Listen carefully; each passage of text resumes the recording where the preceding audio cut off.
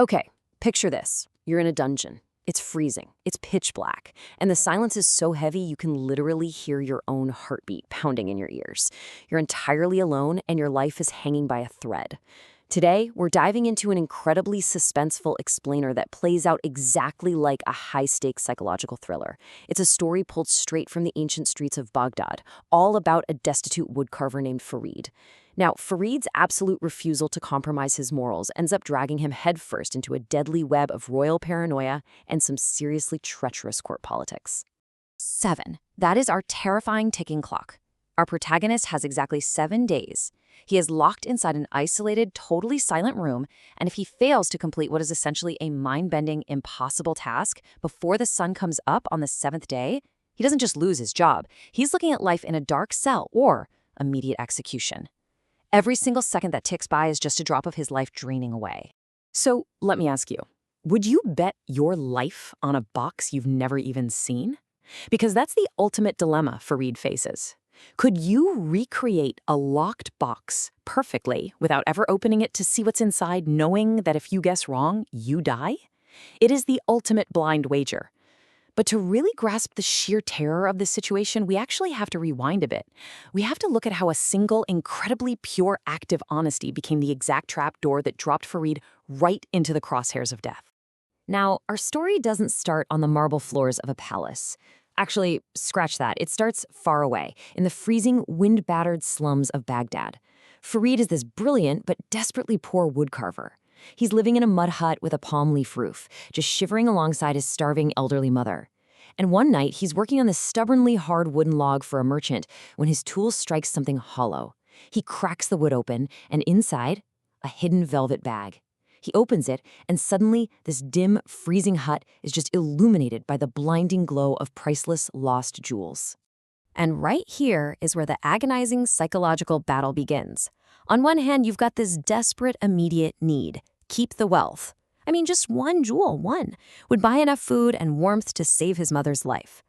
But weighing against that is the profound gravity of his lifelong faith. He remembers his mother's strict teachings, that haram or forbidden sustenance ultimately becomes fire. Imagine standing there in a freezing room. Your mother is coughing in her sleep. You are holding absolute salvation in your hands, and knowing your conscience simply won't let you take it. Well, Farid makes his choice. He marches straight down to the Qazi, the local judge, and he returns the vast fortune, which turned out to belong to a wealthy jeweler. And honestly, this is where the trap begins to set.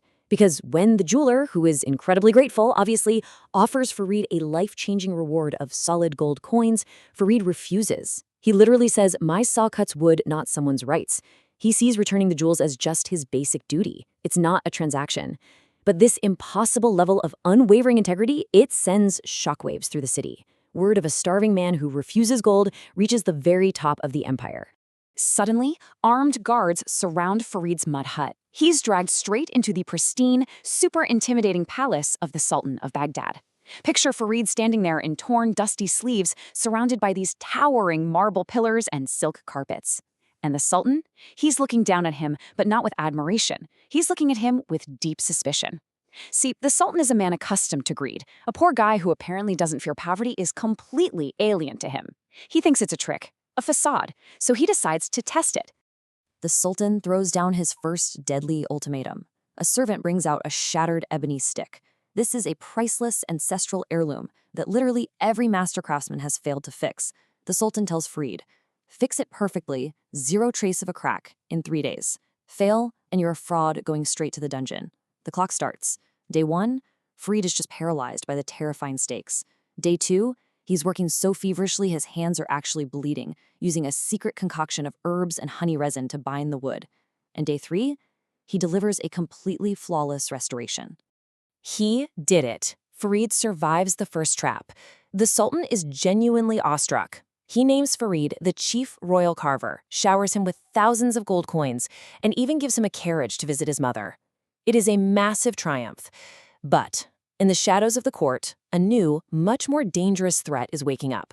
Farid's sudden rise to power and his flawless reputation instantly ignite the toxic, festering envy of the Sultan's chief minister, Vizier Zafir. Now, the Vizier is smart. He doesn't attack Farid's woodworking. No, he attacks his popularity. He starts whispering these poisonous lies into the Sultan's ear. He calls Farid a danger to the throne. He suggests that Farid's impossible skills are actually dark magic, and that he's slowly winning over the public to launch a treasonous rebellion. And paranoia is a powerful drug. The Sultan totally takes the bait. Which snaps us right back to the terrifying present. Farid is unexpectedly dragged back into the court by armed guards. The Sultan's smile? Gone. Accused of deceit and dark magic, Farid is forced to face his final trial.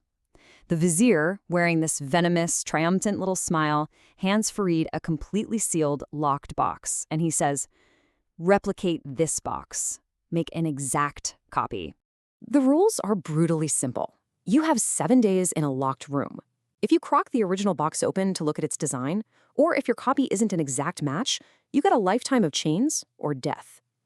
Days 1 through 3 in solitary confinement, Farid refuses to eat. He is drowning in despair. Replicating a structure he can't see feels like a literal death sentence. By the 6th night, the psychological pressure is just crushing him. The urge to pry the lid open just a fraction of an inch to peek, it's overwhelming. But right at the edge of the abyss, a memory pulls him back.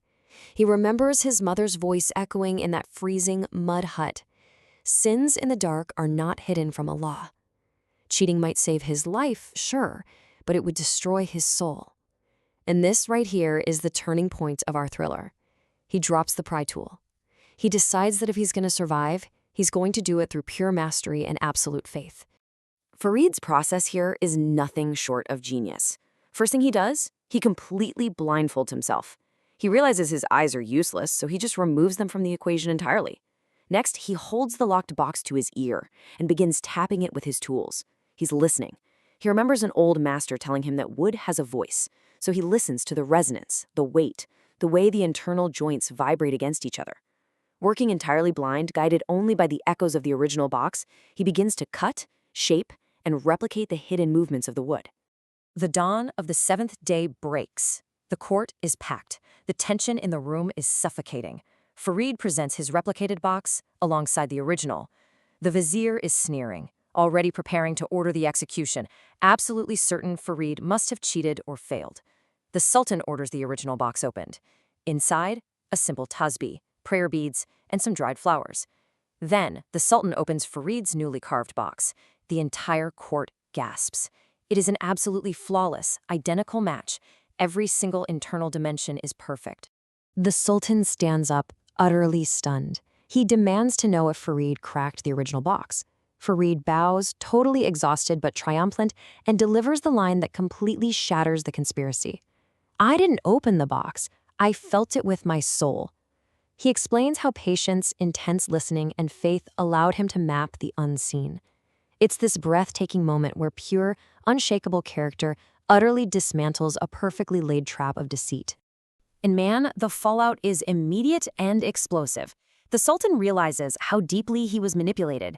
He turns his furious gaze right on Vizier Zafir. Recognizing that envy had completely blinded his chief minister, the Sultan instantly strips the Vizier of all his titles and orders him thrown into the very dungeon he had prepared for Farid.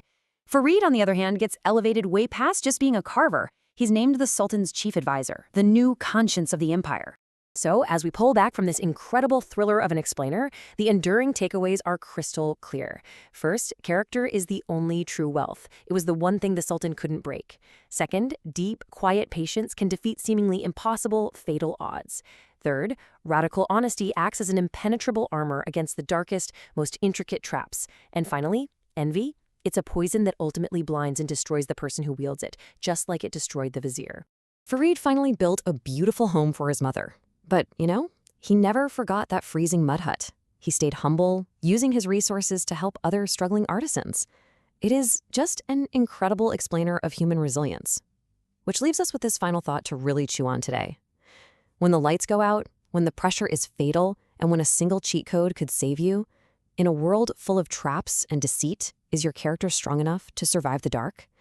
Keep that in mind, and never stop listening to the truth beneath the surface.